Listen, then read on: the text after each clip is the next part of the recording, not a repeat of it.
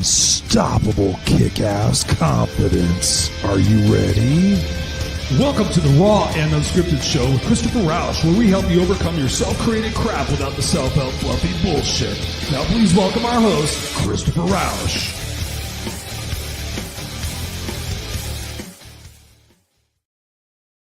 And please welcome our host, Christopher Rausch.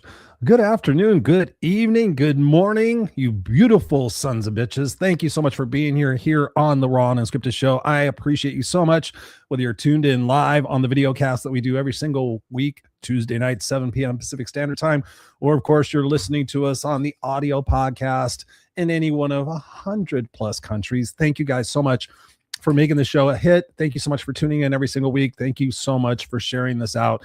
I am beyond grateful to each and every one of you whose eardrums are vibrating at this particular moment, who you keep showing up, and the feedback that I'm getting from you guys about the impacts, especially of these shows that I've been doing in the last 6 months to 12 months, I guess, really warms my heart. And I've been doing the show now for 7 years, and I'm very, very grateful for that. I was just talking to my dentist, who I've been going to, I think, for 30 something years.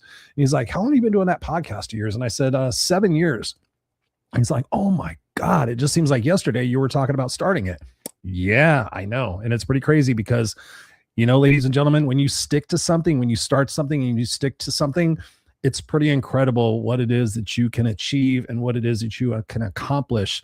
And I was just coaching somebody recently that we're talking about the fact they don't know where to start. And I said, trust me, just start wherever you start, whether it's cleaning your house, whether it's starting writing a book, whether it's changing careers, whether it's ending a marriage, whatever it might be, just start by saying what it is that you want to accomplish, right? In the last couple of episodes here on the Raw and Unscripted show, I kind of talking about a 3-part series. Originally, I was talking about this being a 2-part series, but it really starts with self-sabotage. And a lot of what we do to ourselves is self-sabotage. And in that particular episode, the one right before the last one, I think that's a great way to frame up this whole conversation that we're having about identity. And last week we talked about, basically I talked about the identity crisis that nobody is talking about. So I encourage you to go back and listen to these 3 episodes, especially in succession. Start with self-sabotage and then move to the last one. And then obviously you're listening to this one. So good on you. Congratulations for that. Before I go any further, I really want to mention the fact that yours truly, some of you people have known me for quite some time, and you keep asking me, Chris, where's the book? Chris, where's the book? Where's the book? And I appreciate you guys who do that, who private message me and say, Chris, where's your book at? Did I miss it? You didn't miss it. It's right here. It's called It's Just You and Me Kid. It's just you and me kid.com. I have it up on the screen right now. But if you go to that website, you can support me by getting on the advanced team who's going to be getting first crack at getting the book, who's going to have a first crack at having an interview with me talking about the book. So I'm trying to throw in as much as I possibly can. But yes, the document is up on my screen. God is my witness. I am working on it. I am on page 136 of 247 of the revisions and repeats and excuse me, the edits. So yes, it is coming out. Come hell or high water, my life story will be out later this year. So if you could do me a solid and go to It's Just You and Me Kid, all spelled out.com. It gives you a little synopsis of the book if you're not familiar with who I am. And then you can put your name and you can put your email address in there. And I'm not an emailer. I have an email list that I never email to because I'm not that guy. But for the people who support this book and sign up there, you will get first crack when it comes out. And whatever else I could throw at you as far as the kitchen sink is concerned to help me get this book in as many hands as possible. But yes, I have been working on it. It has been a very, very painfully daunting accomplishment. We'll say that to get this thing done. I started writing it, I believe, in 2020. In God's honest truth, I thought it was going to take me a year or 2, but I didn't realize it was going to take me 6. But yes, it is coming out, and I am very proud to say that it is going to be a game changer, a life changer. I personally have read thousands of books in my life, and I don't think I've ever read a story like mine. That's why so many people had said, Chris, your book needs to become a movie. You need to write a book about your story. So yes, it is coming out. I am working on it. There are no more excuses. There are no more delays. I've done the delay part. I have allowed myself to wallow in that space of, I don't want to deal with it. I don't want to do it. But the fact of the matter is, I am depriving you guys and everybody else around the world the opportunity to read this book and to really realize, in as a condensed version as I possibly can, that you are writing your story. Whether you're writing your book or not, you are actively writing your story every single day, every single moment. You are writing the next line of what is your story and what ultimately will be your legacy. So when we think about the version of who we've been and the version who we're becoming, which is what we're going to talk about tonight, you get to be that typist at the keyboard saying, okay, who am I becoming in the next version of the story? What is the next chapter going to hold for me? And you really should be thinking about that in terms of your life. Like, what is the next chapter? When you're looking at a book, you're looking at, segments of a movie. Are you not excited for what's coming next? What's going to happen next? Even if it's something that's dangerous or scary or whatever it is, you're on the edge of the seat of your pants because you're involved in that. But so many people are sitting on the sidelines of their life, waiting for the story to happen, waiting for the story to write itself, and it doesn't. I mean, trust me, the story will write itself if you don't actively take a responsibility to have an active voice in what it is that you're doing with your life. And I see, a few people out there, I won't name names, but there's a lot of you who are waiting for someday to be happy. You're waiting for someday to feel successful. You're waiting someday to feel loved. You're waiting for someday. And the time is ticking by. I got the opportunity today to go visit the gravesite of my mentor, Bill White, and his daughter, Tiffany, who both passed away, and they're buried in the same plot. And I have not been there since either one of them were buried. I'm not a big person that I have to go visit the grave sites of people to feel connected with them. But today I did go to the cemetery, which is right near my dentist. And I decided I'm going to go find their plots, and I'm going to just go sit there and share with them an update on my life. And sometimes you need to be, you need to take those detours and go visit your past in order to write your future.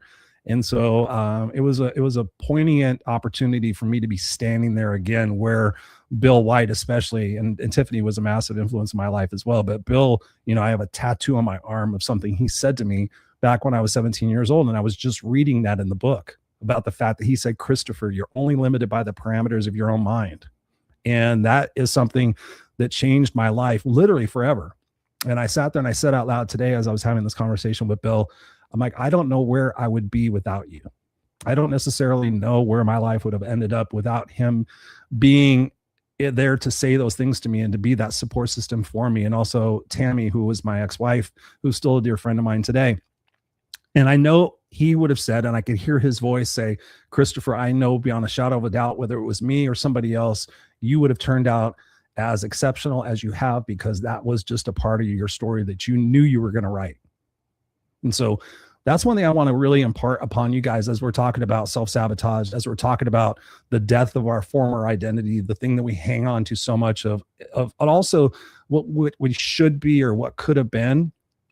Don't waste any time. Don't waste any moments, because, the time between the time you're born and the time you die really is quite remarkably fast. So I hope you're inspired by tonight's episode, not only inspired, but that you take active notes, and that you have been taking active notes, because here's the thing that I talk about in this podcast. It's a podcast, yes, but it really is a life class. It really is a life class for you to show up each and every week to say, hey, can I take 3 things from what this guy says or my guest says? Can I take 3 things and can I apply those in my life during the next 7 days? Is that realistic? Yes, it absolutely is. And you think about the last 6 months to a year. If I just tell you to go back and listen to the last 12 podcasts, that's 12 months, 12 times 4, 48 podcasts. Let's say just 48 episodes. That's 48 hours. Can you dedicate 48 hours to catch yourself up on this podcast? Do 3 things from each of those. Can you imagine? I don't know what 48 times 3 is. It's a lot. But just imagine how different your life would be and can be. It can. Yes, it can. So let's get into it. We got some people in the house. We got Jacqueline in the house. What's up? My Irish sister from another mister. We got Caroline Boyd, who was recently just a guest here on the show. Hello from Kentucky. Go back and listen to that episode. It was not too long ago. I think, let me, if I can just have you guys pause for a second. Caroline was April 14th, so not that long ago. Holy mother of God, never had a discussion like that. I won't give it away for you guys, but if you want to look at the podcast number, it's 364. It was April 14th. Yeah, some tremendous conversations here. So thank you, Caroline, for being here from Kentucky. Did your bill get passed? Caroline was taking her story, and an exceptional one, and she was working with her local government to get a bill passed to protect people that are in her situation that she was in. So put in the comments, Caroline, if your bill got passed. I forgot to ask you if that happened. She also says that she shared it to Facebook. Thank you so much. We got Robert Broker in the house. Thank you for being here, Robert. And thank you for all the other beautiful people that are watching that haven't commented yet. Jacqueline says, I am becoming who I should have been a long time ago. No more people pleaser, no more doormat, no more putting myself last instead of first, no more tolerating disrespect. Yes, yes, yes. See what's up. And then Caroline says, that's awesome, Jacqueline. There are no victims here. My dentist was looking at my wristbands today, and one of them says, what does that say? And it says, thou shalt not be a victim. Thou shalt not be a victim. Again, your choices, ladies and gentlemen. I can't make you decide these things for yourself, but guess what? I can be here every single week to share real life with you guys and real life people with you guys, so that you can apply these in your life, because there is nothing that I'm saying that is not achievable by every single one of you. Not every single one of you is that. So let's look at this. Part one of this conversation about identity. Who are you really? And that really is uncovering who you are. And then part two, what we're going to be talking about tonight, is who are you becoming? In other words, who are you creating? So let's just get into that. So last week we talked about how your identity was created, childhood conditioning and survival patterns, which is huge. Why many personalities are actually protection mechanisms. Huge, ladies and gentlemen. That's, why you're a protection mechanism. Pain-based and achievement-based identities. Huge, massive. Why people lose themselves in roles, titles, relationships, and success. I raised my hand on that one. I definitely got in that situation. I know a lot of people I've helped in that situation. Well, I'm a lawyer, I'm a doctor, I'm a this, I'm a that, I'm a mom, da da da da. Okay, who are you without the labels? Who are you without the labels? And then the modern identity crisis fueled by social media, comparison, and societal pressure. So if you've ever wondered why you keep repeating the same patterns, why you feel disconnected from yourself, why you still feel empty even after achieving success, and who am I without the mask, role, or title, then last week's episode will definitely bring you a lot of value. And so what I talked about last week hit a nerve for a lot of people. I receive emails, info@noexcusescoach.com, or I receive messages on social media, the various social medias out there, that the people said that the realization that much of our identity may have not been consciously chosen at all. And what hit for a lot of people was the childhood conditioning and what we grew up seeing as what was considered quote unquote normal from our parents or from our guardians, and things that, and beliefs that we accepted for ourselves unconsciously, that we set out to really kind of validate and prove throughout all of our life until we didn't. And it was really through survival, through childhood conditioning, through pain, through approval, through fear, through trauma, through roles, through achievement, and really the emotional protection patterns that we created just to get through life. And that, again, a lot of survival in that. And if you're either surviving or thriving, you can't be doing both. And so for many of those people, it was freeing, but also deeply uncomfortable. Because once you begin seeing the mask, once you begin seeing the roles and the conditioning, the survival patterns, you can't unsee them anymore. And that's one of the really cool things that I get to do as a coach, because I get to see it firsthand experience. I get to see the moment that no longer they're hiding behind something. I see it when they sit there and go, oh shit, the sun is bright. Because the sun is the truth. And you can only run from the truth for so long, or you can run from the truth until you die. And I imagine I've been with too many people who have passed away. Really, honestly, just Bill, my mentor, and my mom. But I can imagine those are a lot of really poignant moments for people where they get to self-reflect in those moments where they're passing away of, fuck, I wish I would have been more honest with myself. Right? So when you think about tonight's episode, it's not about shame. It's not about blaming your parents. It's not about hating the version of yourself that helped you survive, because that version served a purpose. That version protected you. That version adapted for you. It endured for you. It survived for you. But the problem is, what protected you as a child may now be imprisoning you as an adult. So the core premise of tonight's conversation is that we're going to talk about something even deeper. How do you release the identities built through fear, survival, pain, approval, and conditioning, and consciously become who you choose to be? Who you choose to be. You get to choose. Again, you're writing the story of your life every single day. When you wake up tomorrow morning, you get to decide tonight, when I wake up tomorrow, I can be fucking excited. Whatever your situation, there, you can obviously look at all the negatives, but you can choose tonight when you go to sleep. Man, when I wake up tomorrow, my eyes open and my feet hit the floor, I'm going to be fucking stoked. I'm going to push myself like I've never pushed myself before. I'm going to accept the truth of what is the situation that I'm in, and I'm going to fucking work my ass off to change it. Because maybe you've started realizing that the strong version of you is exhausted. The independent version of you is lonely. The high achieving version of you still doesn't feel worthy. The people pleasing version of you is resentful.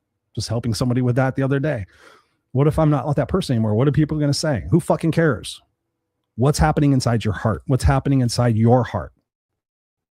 Is it good for you? Yes or no? If it's not good for you, who fucking cares? Right? You don't want to be an asshole about it, but who fucking cares? Like I tell my coaching clients, DGF, don't give a fuck. Actually, one of my coaching clients got it tattooed. I don't know if Nancy's here right now, but she got DGF tattooed on her inner wrist. She was in Mexico. She said we had a coaching session and she dug it. She went out and got the tattoo on her wrist the next day. Because the version of you constantly trying to keep everyone happy has completely abandoned themselves in the process. So here's a quote that I wrote down. The identity that helped you survive may now be the identity that's helping you stay stuck.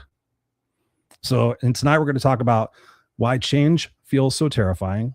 We're going to talk about why people stay loyal to painful identities, how to reconnect with your authentic self, that grief comes with transformation. So we're going to grieve the old version of ourselves, right? There's a death and a burial to that. Surrendering old beliefs and outdated versions of yourself. How to stop performing and start living in alignment. Talk about values. Building an identity rooted in values instead of fear. Oh my God. And how to become who you consciously choose to be. And we're also going to talk about something most people never discuss, is how growth often requires disappointing people. Did I not just say that? Yeah. It also involves being misunderstood and also letting go of the version that others became comfortable with. And I know that when Chris was fucking everybody for everybody else, not fucking everybody, but when I was everybody for everybody else, I was awesome. And guess what? When I started putting myself first, it alienated a lot of people and people started finding a lot of issue with me. And it sucked. And it was painful because I was like, did you only like me because of what I provided you? And then I had to realize, I'm like, that's also my fault, Chris, because you got the validation, you got the recognition, you got the job promotions from being somebody you weren't. So, hey, you need to own that too. So I think one of the hardest things in life is that we can outgrow our identities. We can definitely outgrow our relationships and our dreams and our beliefs. But here's the deal. It can feel terrifying, but it also can be, this could be the moment of the biggest opportunity for freedom that you've ever experienced. Let's just think about that. Freedom, inner peace. So here's another quote. The identity that helped you survive may now be the identity keeping you stuck. So let's think about this. Excuse me. Releasing. I want to say a couple of words. Releasing, surrendering, grieving, rebuilding, and consciously choosing identity. That's kind of what the crux of tonight's episode is about. So if you're keeping notes at home, let's get into that. Here's the thing that we as humans stay attached to, almost as a survival mechanism, but really it's about what I talk about here on the show a lot: certainty, familiarity. If I know what's going to happen, then I can be predictable in my actions and my responses, and I won't feel like I'm being pushed out of my comfort zone, and it's safe. It's okay. I talk to a lot of people like, my life's okay. And I'm like, when did it become acceptable for mediocrity? Well, because I was told that, don't expect too much. I was told all these things as a kid. Stop being selfish, and all these different little sayings that you remember as being a kid, whether it's from your teacher, whether it's from adults, whether it's from your religious support groups. So I know I've coached a lot of people who were fucked up by what they were told in church. Yeah. People stay attached to old pain because if I'm a victim, then it serves me. Oh, you poor thing. Oh, you poor thing. Like, who fucking cares? Like, I stopped telling people I was homeless because I was like, that was 30 years ago. That doesn't even identify me anymore. I was a blip on the radar in comparison to the rest of my life. And if I sit there and hold that as a victim status, like, well, I'm screwed up, my relationship sucks, or because I was homeless, then that's the story I'm telling myself. Because ultimately, emotional suffering is familiar. And people often stay loyal to painful identities because they are familiar. Right? And so the thing I'm going to challenge you with is honesty. Is that working for you still to this day? Yes or no? And wherever you're at, if you could do it, I want you to say, hell no, it's not working for me anymore. Fuck no, it's not working for me anymore. I choose to be kick-ass unstoppable. I choose to be a rock star of my life. I was talking about that with my dentist today. I said, I teach people how to be a rock star of their life, because who doesn't want to be a rock star? So think about this. So if you stay in situations you've outgrown, if uncertainty terrifies you, if you repeat familiar pain patterns, if you cling to old identities, then this episode is for you. And as you know, I love questions. So the big question I'm always going to offer you is, what am I supposed to be learning in this particular moment? What am I supposed to be learning in this particular moment? Is there someone in my life that potentially I'm allowing to hold me back because it is safe, because I feel sorry for them? I've helped a lot of people release, surrender. There's those words. People in their life because, what are they going to do without me? What are they going to do if I don't do this for them anymore? I'm their only friend. Well, maybe you need to be not their only friend. Maybe they're using you as their support cushion, their support blanket. So here's another question. What identity feels safest? What familiar pain do I return to? Right? What familiar story do I return to? Because things are supposed to be empowering you, ladies and gentlemen. They're supposed to be lifting you up. They're supposed to be challenging you. They're supposed to be causing you to think. They're supposed to be like, what version of myself do I get to be today? What piece of truth can I say out loud today? What thing can I surrender? Can I let go of? What responsibility do I think that I have to do that I really don't have to anymore? And the last question in this particular section is, what am I afraid will happen if I change? Let's unpack that one for a second. What am I afraid will happen if I change?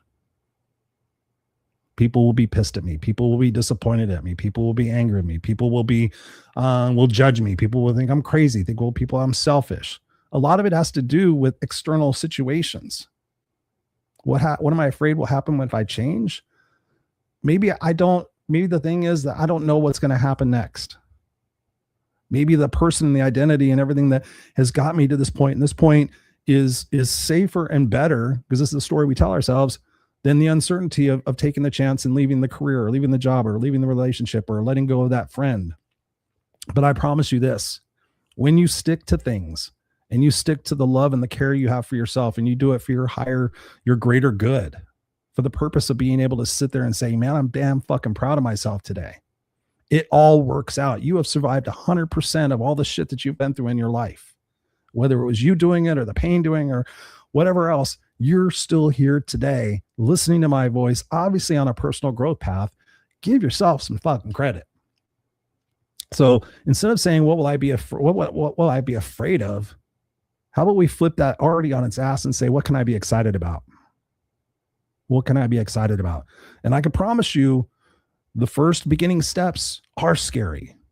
I talk about the video Jump by Steve Harvey, and he talks about the fact that we're looking at everybody else and they're so successful, their relationships are so great, and their businesses are so awesome, and they make so much money, and they have the nice cars.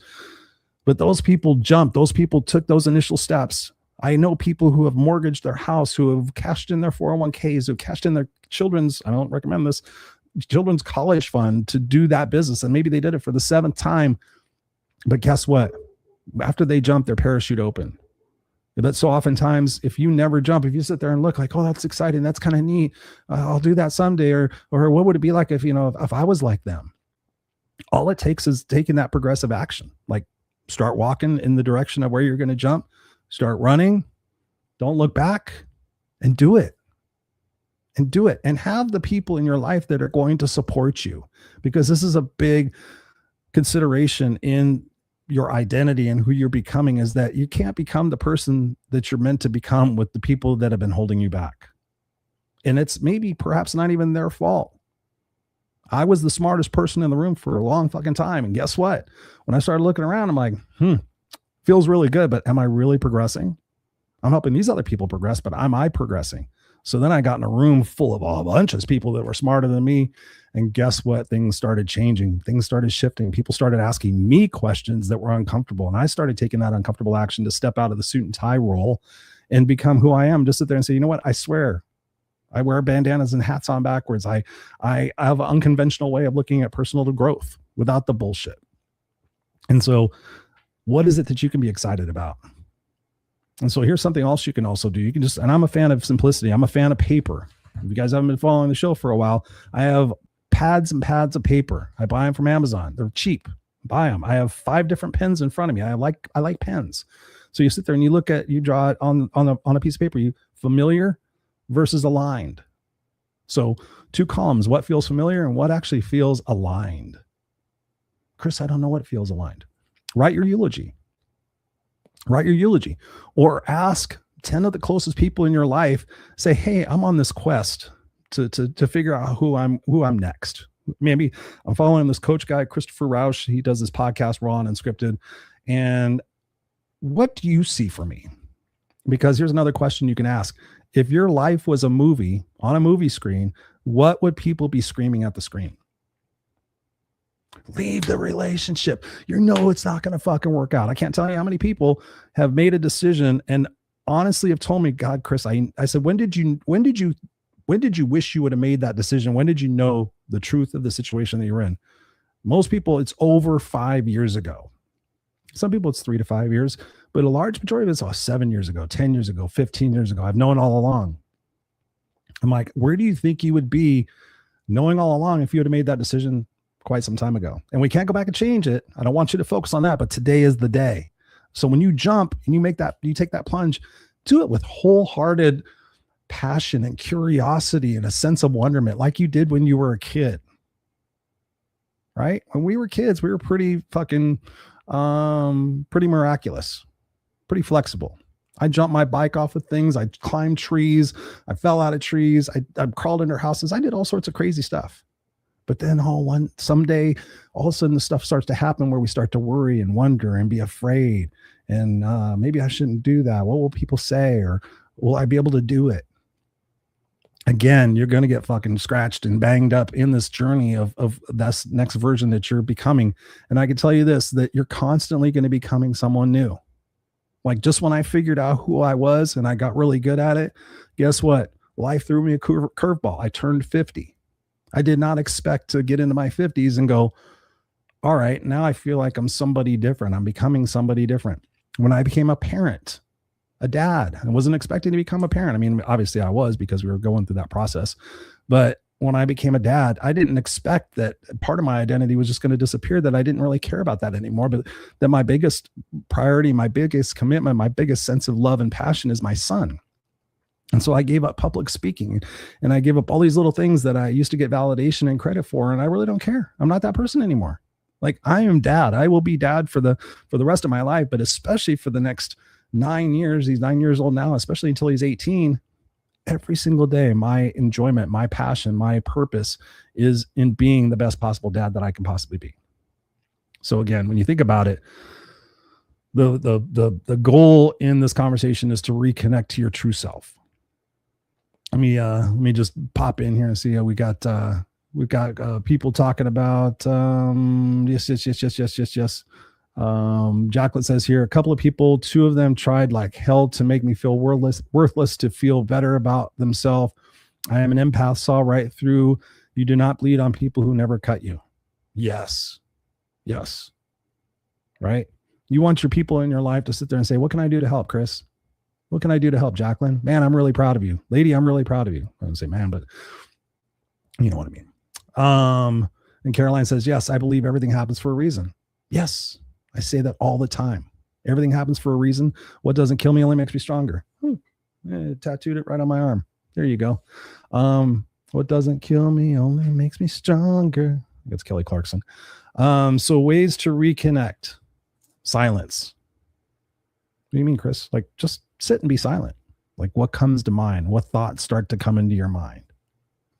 Solitude. I used to go camping for 9 days by myself. Sit there and journal. Sit there and read. Sit there and just look at the horizon and think. What's that next version of me? What can I release? What's not working for me? What feels painful? What feels incongruent? I encourage you, as part of this process, to sit down and write your values. Like, Chris, I don't know what to do. Like, sit down. I can send you a sheet. If you want me to send you a sheet, private message me, whatever you want to do. Or you can just go on and Google list of values. And then you sit down and you're like, okay, what are my top 5 values? Do I value lying to myself? Nope. Okay, so I value telling the truth. When you sit there and you identify your values and you write them down, studies have shown, and I've seen it personally, when you write those values down and you put them on a sticky note on your computer monitor, you put them on your phone and you review them daily, you put them on your clock radio, and you wake up in the morning and go, those are my value. Those are my top core values. And by golly, today, I am going to act in accordance, act in alignment with those values. I am going to represent my values. And if something comes across my desk or my life, whatever you want to call it, that is not in alignment with those values, guess what I'm going to do? I'm going to say no. I'm going to say no, thank you. No, thank you. Journaling is huge, big time. Like, if you don't know what to journal, I don't know what to say. Buy a book that's got journal prompts in it. I usually start my journal every day with the day. Today is Wednesday. Oh, today is Tuesday, May 18th, May 19th. What is today? I don't even know. May 19th. I haven't kept up to today. I've been super busy today. Today's May 19th. Here's what I'm feeling. Here's what I'm going through. I always generally start it off with what is bothering me, what is bothering me about myself or bothering me about the world. And I always end it with, okay, what part of the solution can I be? Because, ladies and gentlemen, you can always be a part of the solution or you can be part of the problem. And you get to choose that. And so no more being a part of the problem. Now you're a part of the solution. Now your perspective is on solutions, being resourceful, not having blame and excuses and being a victim. Now you get to be a victor. And perhaps through this process, you inspire other people, like Caroline has done, like Jacqueline has done, like Robert's doing. Like all of you guys that watch the show and listen to the show, whether it's live or tomorrow. Sometimes people watch it on the East Coast because of the time difference. But sitting down and journaling and being consistent with that. I journaled every day for years and years and years. And admittedly, I'm kind of bummed at myself. I haven't done it a lot in the last 5 years. But I also felt like I got to a point where, I got to a good place. And it feels good to get to a good place where you're not feeling like you're always working on yourself, because that's what it started to feel like for me. And I was like, what if I just was me? What if I just got to be? Because for me, it was always about what's next? What's next? What am I working on? I was like, okay, can I just enjoy today? Can I enjoy these moments, especially when my son came around? And so I haven't been journaling as much, but I can still pick up the pen and write down what's going on. I tend to doodle my emotions and like, okay, what am I feeling? I'm feeling all these negative emotions right now. What am I making these to mean about me? Where is this coming from? Where is the root of this? You can get out into nature. You can notice your energy. Like, is my energy feeling funky? Have I been feeling funky for a while? If your energy's been feeling funky for a while, talk to somebody, talk to a friend, especially talk to a therapist. Like, it's nice to go talk to somebody who doesn't know who you are and be able to share what's on your mind and what's going on, and having them to be able to give you some feedback and give you some exercises. Also a coach. Hey, just happen to be one. Reconnecting to your true self is also looking I love asking people, like, what did you want to be when you were a kid? I wanted to be a race car driver. I wanted to be a rock star. I wanted to be a scientist. I wanted to be an astronomer. I wanted to be a gypsy. I wanted to be a dancer. I wanted to be a painter. Like, you have no idea how many people have gotten turned on back into their life. Like, oh, you want to be a painter? Go take a painting class. Oh, I don't have time. I don't know if I'm into it anymore. Just go take a painting class. Just go do it. And then you just by taking those steps, you're telling the universe, whatever you believe in, if you're religious or not, but the universe is there to conspire with you. And so it sees you like, oh, I'm taking these things. I'm taking these steps. I started taking a painting class. I started walking more in the evening. I started eating a little bit better. I started drinking more water. I started eliminating some people from my life that were toxic. You start doing all these things. And before you know it, 6 months down the road, you're like, wow, I'm kind of happy. I'm having more better days than I am bad days. I mean, how cool would that be? Like, there's 7 days in a week. It would be great to get to the end of the week and say, wow, I've had 4 really good days. 3 of them sucked. So what? They used to all suck, but now I've had 4 really good days. Next month, maybe I'll have 5 days. I'm going to make it a goal by the end of the year to have 6 great days and allow myself one day to just be kind of off and feel kind of funky. And I will tell you this, I have those days. I have those days more often than most of you guys would actually realize. But the thing is, I have these tools that I share with you. I've been doing this for a long time. I've done tons and tons of work on myself. I've gone to therapy and masterminds and coaches and all these different avenues and books and videos. And I still watch podcasts and do all these things. And one of the last things that I have on this to reconnect to yourself is experiment. Experiment. I just recently was taking a guitar class. My son takes drum lessons. I play guitar every once in a while. I'm not really consistent about it. So I said, hey, you know what? I'm going to take a guitar class. I took a guitar class for 3 months. Not my jam, but guess what? It opened up the door for other things. It's like, you know what? I haven't written songs and poems in a while, but you set things into motion and you don't sit there and go, oh, I'm stuck. Because if you go back and listen to last week's episode, the self-sabotage, oh, I'm stuck. Oh, I'm frustrated. Oh, okay. So cool. I'm in this space right now. What is it that I'm going to do to change it? And the big thing is experimentation. Like, what can I go do? There's so many opportunities now for connection. You can go on Nextdoor. You could go on your local city, and like, there's so many classes you could take within your local city, like dancing and macrame and painting and all these different, like, just go start to do new stuff. Start to be genuinely excited about your life. Okay. Can you do that for me? So I wrote down here, jealousy is sometimes unexpressed potential. Who are you jealous of? It's a question I'm asking you. You don't have to answer it to me, but who are you jealous of? What do they have that you don't? What do you perceive that they have that you don't? Maybe they have looks. Maybe they have singing ability. Maybe they have the relationship. Maybe they have the house, whatever it might be. But ultimately, when you dig down a little bit deeper, as we always talk about here on the show, the root, what do they have? They have that fuck it switch. They flipped the fuck it switch. Or they believed in themselves. Or they value themselves. Okay, so what are a few things that you could do to value yourself a little bit better? One of the things you could do is go volunteer your time. Like, what is it something that you're passionate about? I'm passionate about, animals on the street. Okay. Can you go to some local area businesses and say, do you have any cats in the neighborhood? Can I start feeding them? Can I maybe do a trap and neuter and spay? And can I do that? Can I help 3 cats a month? Whatever is within your ability to do that. Can you join some other cat people and say, hey, what can we do together? I don't have much money, but I'd like to help some feral cats. I'd like to help some stray dogs.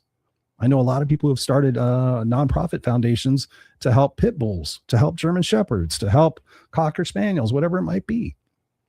Can you help homeless people? Can you be a big brother? I was a big brother. I was a mentor to kids for many, many years. COVID got me out of the habit, but I need to get back into that. I want to get back into that. That brings value. That brings purpose. That brings the ability at the end of the day for me to look back on the time I was awake and go, am I proud of who I was? Am I proud of what I did? Am I proud of how I showed up today? Right? Does it make you feel good to put some makeup on? Does it make you feel good to get dressed up? Does it make you feel good to go out to dinner and take yourself to dinner? Be honest with yourself and start doing these things, these little micro actions. I promise you, what is it? It's May, June, July, August, September, October, November. So let's say this at the point of this broadcast, it's May 19th. Let's say by Thanksgiving, every single week, You're taking this podcast and you're taking 3 actions. Plus, you're doing things that are embracing the future version of yourself, the person that you're happy with, the legacy that you get to leave. By Thanksgiving, you could really be thankful. You could really make that intention to be spending with people that you love and that you care about. Okay? How about that? So here's some more questions for you. Given where we're at in the broadcast, where are we at? I always talk really long on this, 40 minutes. Okay. So here's a couple questions for you. When do I feel most alive? When do I feel most alive? When I'm singing music, when I'm having conversations with people about what it is that we can do to make this world a better place, when I'm painting, when I'm dancing, when I'm cooking. Okay. When do I feel most alive? Can I cook some meals for maybe elderly people in my neighborhood? Can I walk around and introduce myself and say, hey, I'm Abby. I love to cook. I see that you're a senior citizen. Would it be all right if I made you a meal once a week? I don't have much money, but I'd really love to make you a meal once a week. And maybe we could sit down and have that meal together. I mean, how fucking cool would it be at the end of the day? You go to sleep at night and you're like, wow, I introduced myself to somebody new. I made them smile and feel appreciated and not ignored, not alone. I shared a meal with a complete stranger and we had great conversation and they asked about me and they unlocked something inside of me. So when do you feel most alive? Next question. What drains you? When I ask my coaching clients this, what's draining you right now? There's never, ever a shortage of answers. So I encourage you, get the pad of paper out, get your favorite pen. Mine happens to be this DHL pen that I've had for probably 15 years. It's not the pen. I mean, actually it's the weight of the pen, but it's actually the pen in here. I love writing with this. I also have one of these cool pens from one of my childhood that I could never really have because I didn't have any money for them.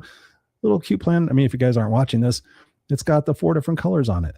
So in any moment, I can shoot to green. I can shoot to black. And guess what this does? This ignites something, the childhood thing about being able to click something, and it's chrome. So I sit there and look, and I'm like, oh, I get to pick this pen up also.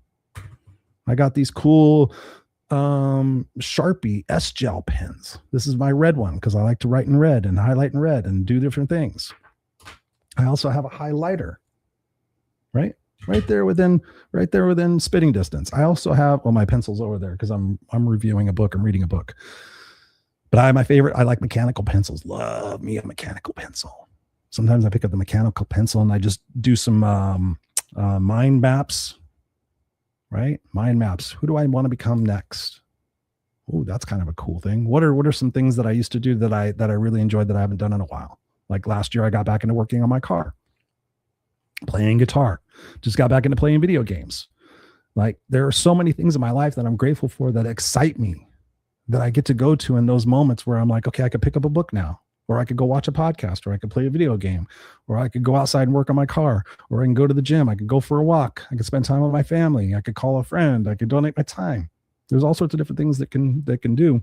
But when you ask yourself the question of what drains you, like, oh, politics drains me. Negativity drains me. These people drain me.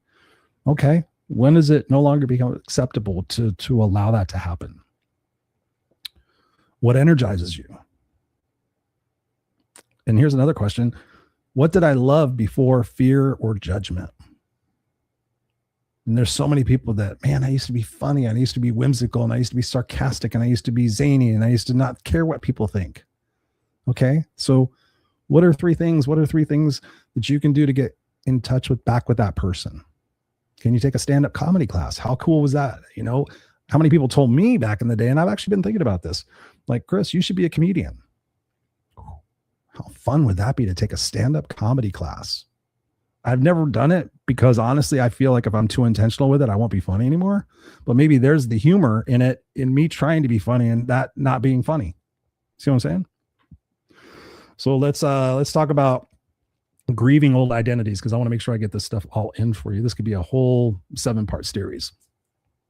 So transformation often feels like grief before freedom. So people grieve old dreams, old versions of themselves, old beliefs, old relationships, identities that once protected you. But there comes a point where that grief has to be buried and the dirt has to be put on top of it. Just like I was at the cemetery today. There's nothing that could bring Bill or Tiffany back. But guess what? Every single day, if I live in his honor, which I do, there's the tattoo. You're only limited by the parameters of your own mind. And if you can see without the 17 wristbands I have, there's a WTW right there. William T. White. So he's been in the ground since 1999, I think it is. I'm always bad at dates, but I think it was 1999. Yeah, 1999. I was just looking at the headstone today. Tiffany's been dead since 2010. So 1999, I don't know how many years that is. That's a lot of years. But he's been alive. He's still alive. Like I heard his voice today. So you get to choose when you stop grieving and when you start living. You get to choose when you stop being afraid and when you get excited. Scary, Chris. Fuck yeah, it is. It's cool. How cool is that?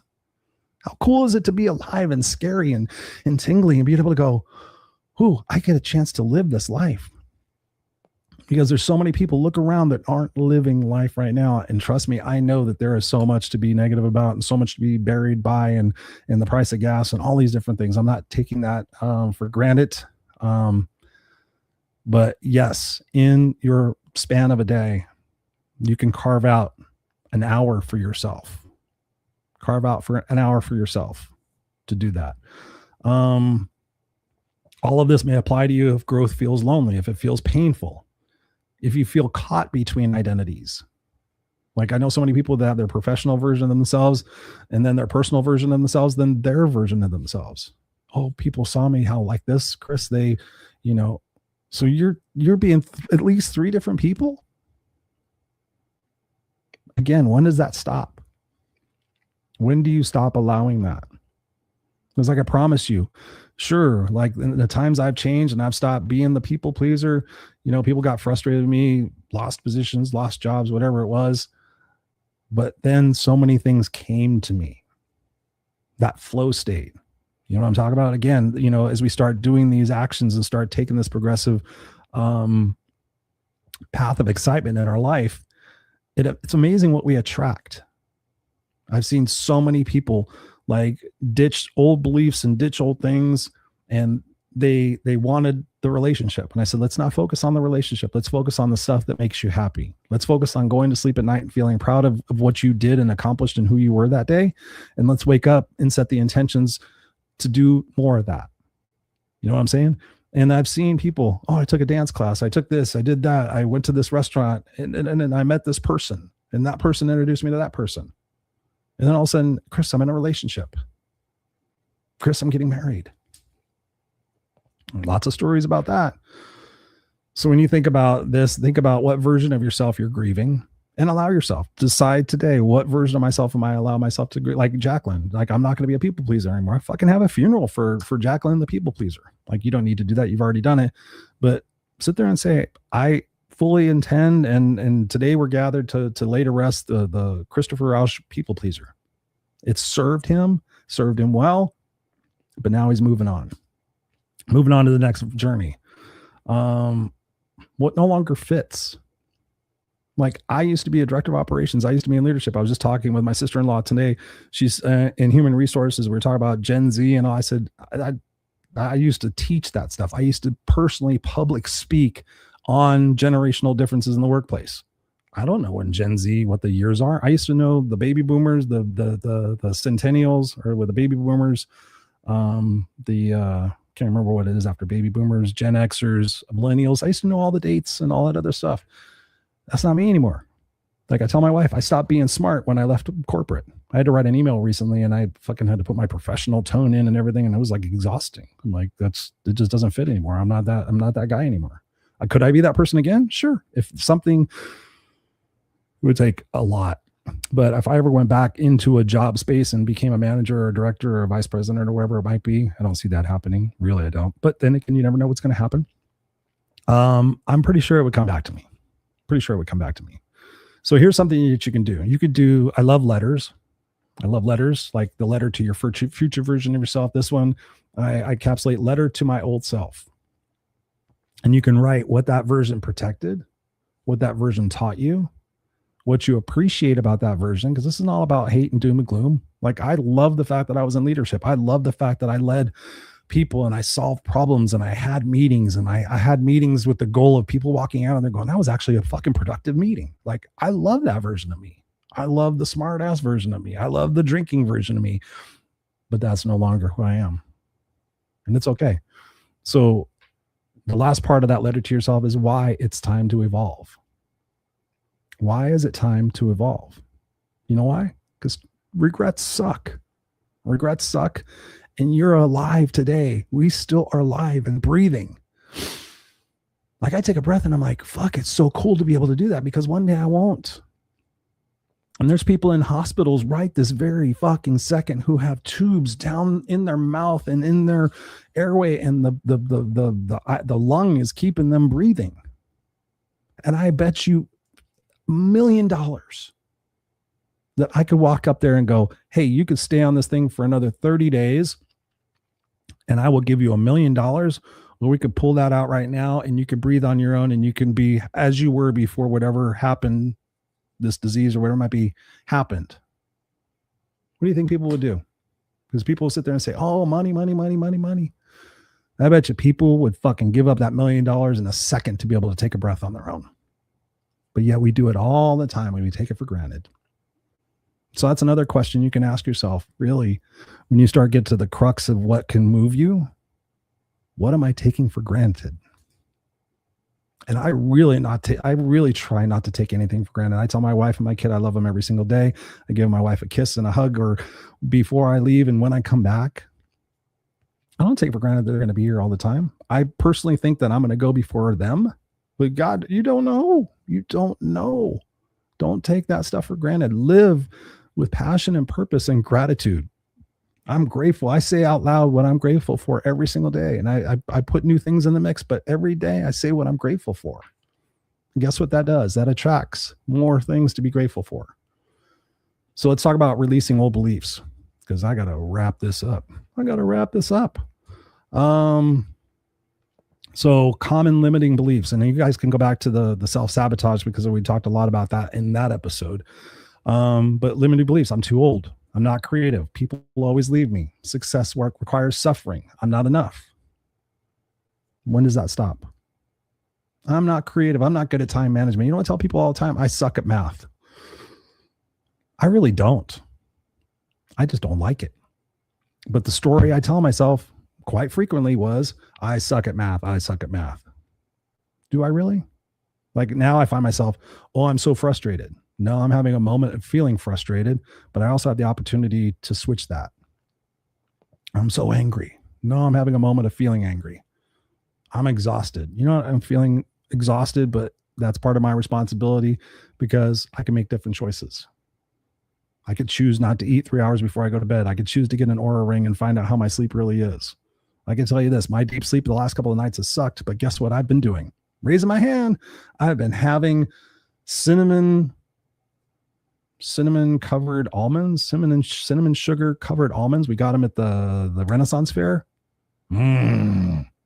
Guess what happens to my deep sleep when I eat before I go to sleep? Guess what happens? Your pulse stays higher and then you don't get into deep sleep. So I saw it. I had like 30 minutes of deep sleep when usually I get an hour and a half. So guess what I told myself this morning? I'm like, Chris, that fucking doesn't happen anymore.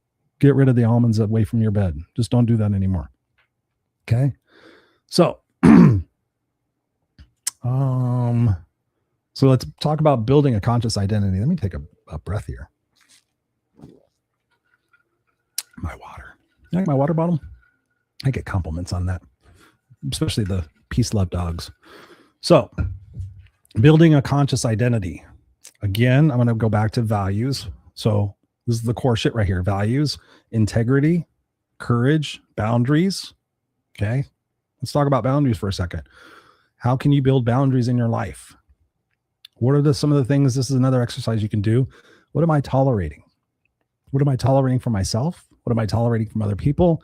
And what am I tolerating from inanimate objects? I promise you, when you get honest and you really write it out, you're tolerating a lot of stuff. You can sit there and talk about authenticity. What would it feel like not to have to think about who I'm going to be at work? who I'm going to be at home, who I'm going to be with my friends. How about it just be me being me? And obviously when you're working, you need to be professional, but I have helped more people be truly themselves within that scope of being professional. And man, has it changed relationships in their corporate environment, changed relationship for the people they lead, changed their relationship for sure with their boss. So how can you incorporate a little bit more authenticity in your life? Habits. Like, what are 3 new habits that I definitely would like to adopt, that I will adopt? Maybe getting better sleep, drinking more water, eating better. For a lot of people, that shifts the dynamic so much. What habits am I going to get into? Maybe I'm going to take supplements. And I don't think I've ever showed you guys this. So for my longtime listeners, I'm going to show you something. Let me gotta move my notes out of the way.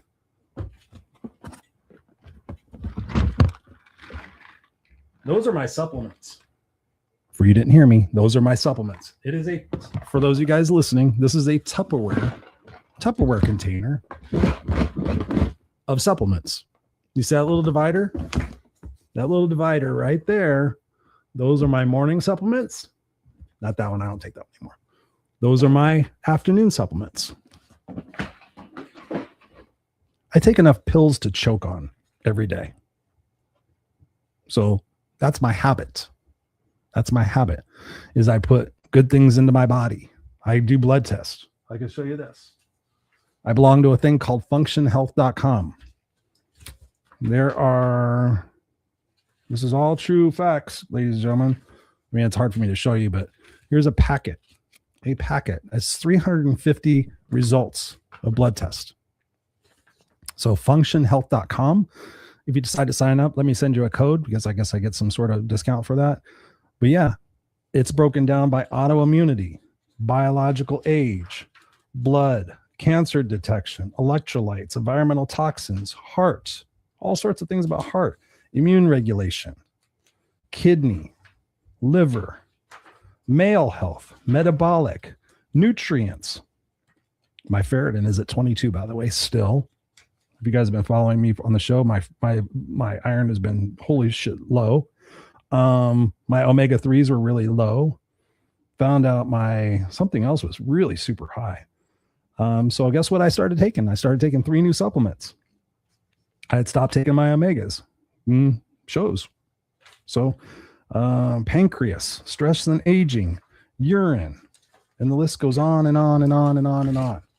So how about this? You sit there and you go, I'm going to take, and I'm going to get some blood tests done. I'm going to do a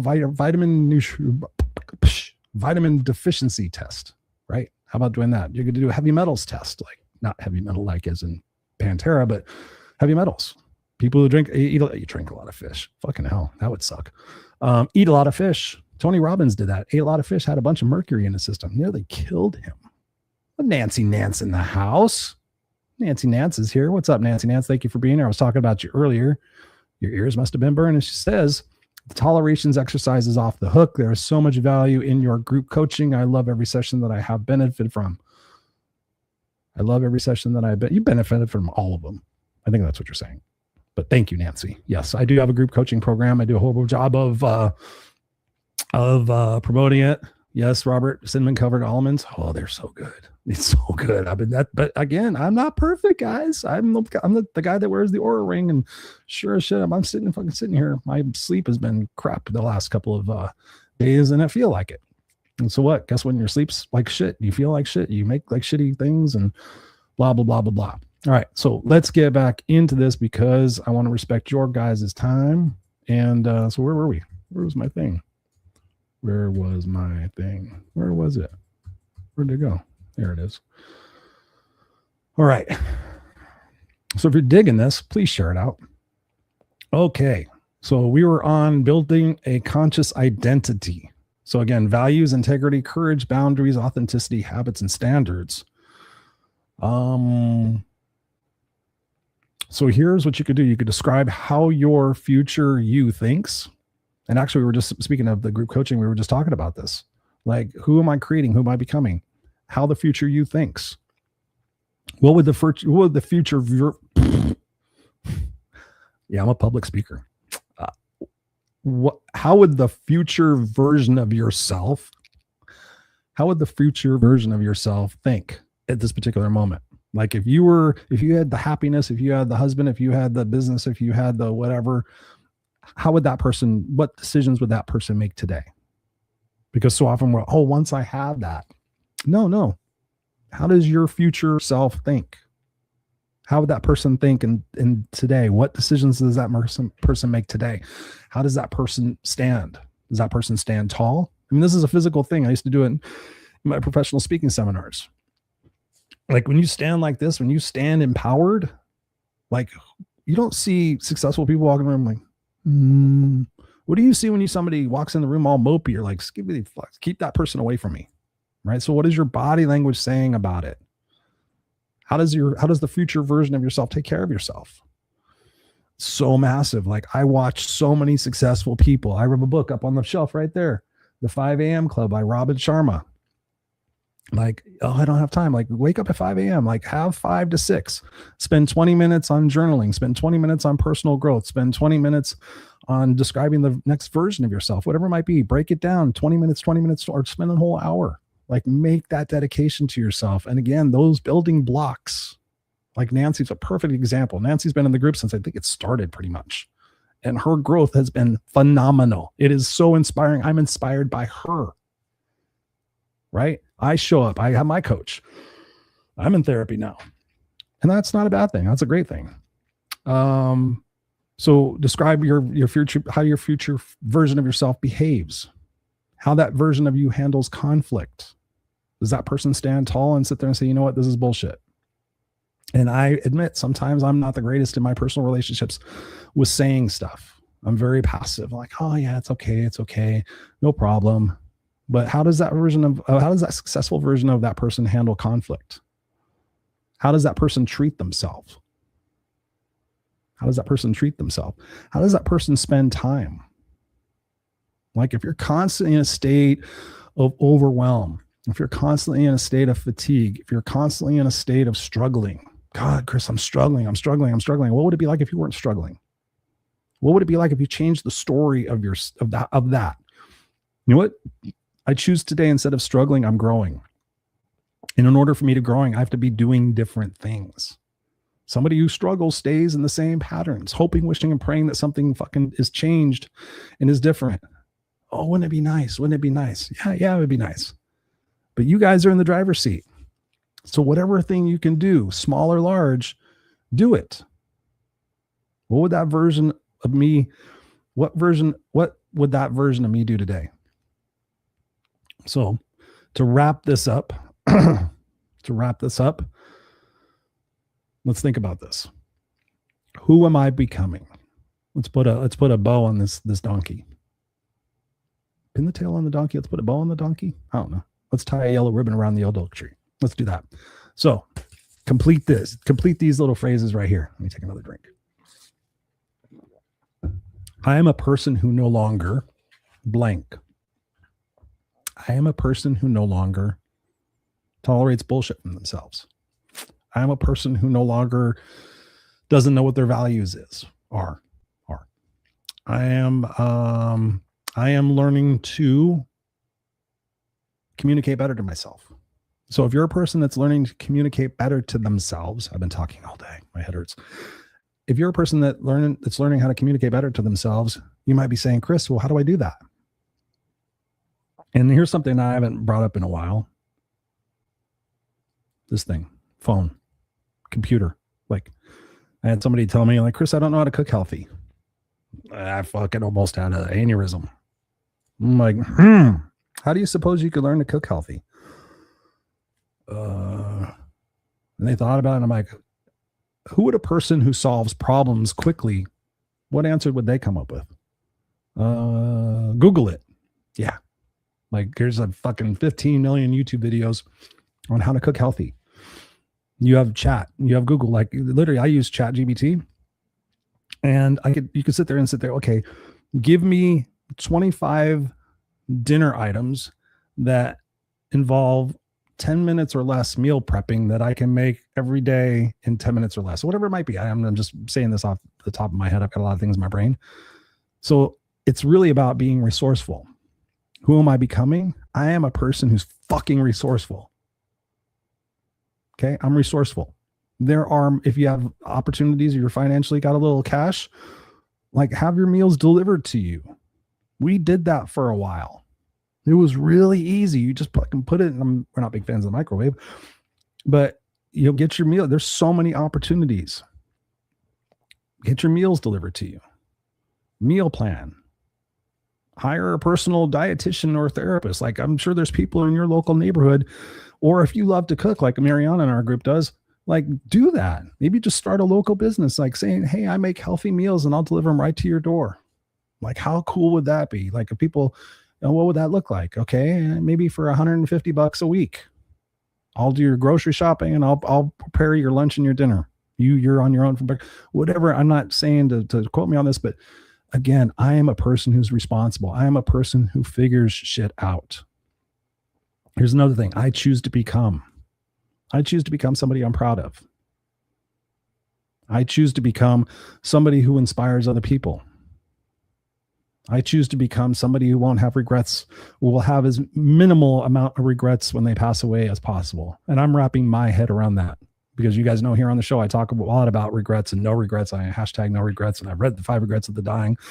I just had a death shaman on the show recently. We talked a lot about regrets and what she's experienced. And I'm like, I don't know if I will have regrets because I don't know when I'm going to go. And I'm probably okay with the fact that there will be some regrets. And so rather than sitting there pressuring myself not to have regrets and to be so analytical about it, I'm choosing to be.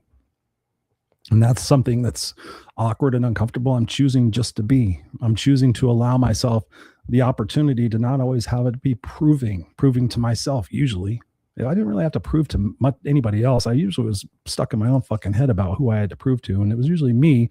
And it was based on childhood conditioning that I was never enough by my mom. So again, if you didn't watch or listen to last week's episode, that was big. Here's another thing. The life I truly want feels what? Feels peaceful. Okay. What are 3 things that I can eliminate from my life or reduce in my life that don't bring me peace? Watching the news, watching social media. Like my entanglement with social media keeps going down and down and down and down and down. Because if I want peace, I definitely the news, like 10 years ago, 15 years ago, I stopped watching the news and following politics. Admittedly, in the last 6 weeks to, I don't know, a while, I have been dipping my toe back into it because a lot of people have been bringing me stuff about male loneliness and incels. These guys aren't having sex. And now there's women not wanting fucking men in their life. And so there's some things going on. Obviously, artificial intelligence, I've been rambling about here on the show quite a bit. These data centers. Now there's flock cameras. You guys should Google right now after the show, flock cameras, FLOCK. Normally I wouldn't pay 2 cents about it. So what? Somebody's filming me. They can do that. Doesn't big deal. But there's some intricacies in that and what they're doing with the personal information that's coming from that. That's kind of frightening. So yeah, flock cameras. So here's a little bow that I'm going to give you guys. You do not need to hate the version of yourself that helped you survive. You can honor that version while refusing to stay trapped in there forever. Maybe the real purpose of life is not finding yourself. Maybe it's finally having the courage to become yourself. So there's my thoughts on this. So you can be inspired. You can actually just start doing shit. It's as simple as that. Start taking that progressive action. Start living your life for you, getting people in your life that are on your team. Like I'm on Nancy's team. She's on my team. The people in our group are on our team. You guys are here on my team every single week. I'm on your team. I'm on team Jacqueline. I'm on team Robert. And that's pretty incredible what we've accomplished in the time that we've all been intertwined in each other's lives. I'm a better person for having you guys in my life. Hopefully you're a better person for me. I know you are. I don't even have to say hopefully. That's again a modest thing. It's like, no, I know. I absolutely know without a shadow of a doubt that every single episode I've done, there are things in each one of those episodes. Now on episode number 369, that we can all learn from. And I continue to learn by preparing these episodes because it reminds me of what I need to be congruent with. Because for me, alignment is critical in my life. Like, I don't ask you guys to do things that I don't do for myself. And if I find myself doing something or saying something that you should do, and I find myself not being so good at it, guess what? I start getting better at. I start getting better at that because I'm like, I'm not going to be a hypocrite. So as part of my identity, that was a huge turning point for me, is when I started saying, you know what, I'm not going to be a hypocrite anymore. And that was in 2016 when I stopped coaching. That's when I got the tattoo, "What doesn't kill me only makes you stronger," because I was going down some dark paths. Let's just say I wasn't going to off myself, but I was just having a lot of challenge with finding value in life. So I said, you know what, I cannot coach anymore. I was not getting enjoyment out of it. I was still good at it, but I was not taking my own advice. So from 2016 to 2018, pretty much stopped coaching. And I said, I'm just going to peel the onion back and just kind of not be identified by all these things. I want to, my actual, to be honest with you, my thing was like, I just want to be normal. I want to be the dude that goes home I said this out loud. I want to be the guy that goes home and stops at the liquor store and gets a 12-pack of beer and a bag of Fritos and watches sports on the weekend. I swear to God, that's what I said. I never did that, but I kind of did. But I never really did that. But that's the thing. I just said, you know what? I just want to be a normal person. Because I had friends of mine that were like, Chris, you get so caught up in all this stuff. Like, life is pretty simple. And then I found my way back to myself. And that's what this is really about, is finding your way back to who you are in whatever way, shape, or form you can do it. So there you have it. I apologize for going a little bit over, but I know this provided value. So guess what? I'm going to be back again next week because I'm going to continue doing this. So do me a favor, in the comments, you guys can still do this, or send me an email, info@noexcusescoach.com, or through social media. A lot of guys that are connected with me, so social media. Let me know what you want to see in the future episodes of this particular broadcast. We're going to be going down some roads that I normally don't go down in talking about the male loneliness epidemic that's going on. I might be starting a men's group, which I have done periodically over the years, but as Nancy knows, there's been a few guys in our group coaching group, but for the most part, women have been my primary coaching group. But I've had so many people like, Chris, guys need to hear from you. And I'm like, I'm here. But so I've actually been thinking about starting a men's group. So if you're listening to this and you're a guy and you would love to be a part of a men's group, I'll probably do it for like 6 weeks, just as a beta test and see what happens, and probably have set things that perhaps I want to teach in those 6 weeks and say, hey man, can I launch these birdies to fly? So again, as I said at the top of the broadcast, my book, it's justyoumandmekid.com. Please go there and put your name and your email on there, and help me get this thing out to lots and lots and lots of people. Hold me accountable. The more people I see on that email thing, I'm like, yes, I got to do that. I got to do that. So it's justyoumandmekid.com. And now I get to go fulfill my identity that I am most proud of right at this particular moment, and being a dad. So I love you guys. I appreciate you from the bottom of my heart. Let's do this together. Let's stay raw and unscripted. Let's stay kick-ass unstoppable.